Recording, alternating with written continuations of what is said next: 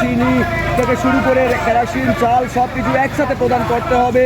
অতিরিক্ত বিদ্যুতের বিল এটাকে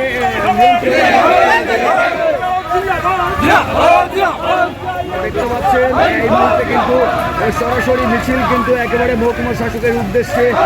বৃষ্টি ভেজা দিনেও কিন্তু বামপন্থীরা কিন্তু লড়াইয়ের ময়দানে ওনারা একেবারে 13 দফা দাবি আদায় আজকের এই লড়াইয়ে যেটা সরকারে অংশগ্রহণ করেছেন দেখতে পাচ্ছেন। আমরা সরাসরি লাইভ টেলিকাস্ট করছি আপনাদের জন্য। এই মুহূর্তে কিন্তু আপনাদের জানিয়ে রাখি কৈলাসহর থানার সম্মুখে কিন্তু মিছিল এসডিএম অফিসের উদ্দেশ্যে রওনা হয়েছে।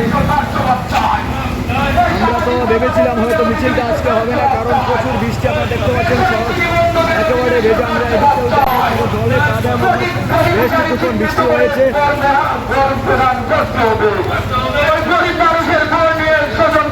প্রচার কিন্তু হয়েছিল 3টার সময় মিছিলটা হবে, কিন্তু বৃষ্টির কারণে হয়নি।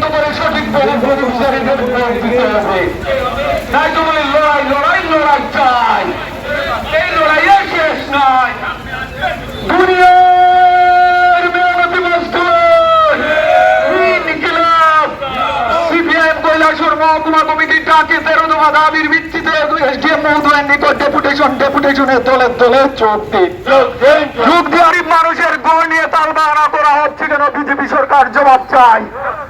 গড় নিয়ে স্বজন পোষণ বন্ধ করতে হবে। তাই তো বলি স্বজন পোষণের বিরুদ্ধে, ওই বিজেপি সরকারের স্বজন পোষণের বিরুদ্ধে গোটা শহর এবং গ্রামীণ এলাকার রাস্তাঘাট মেরামত বলি লড়াই লড়াই লড়াই চাই। এই লড়াইয়ের শেষ নয়। দুনিয়া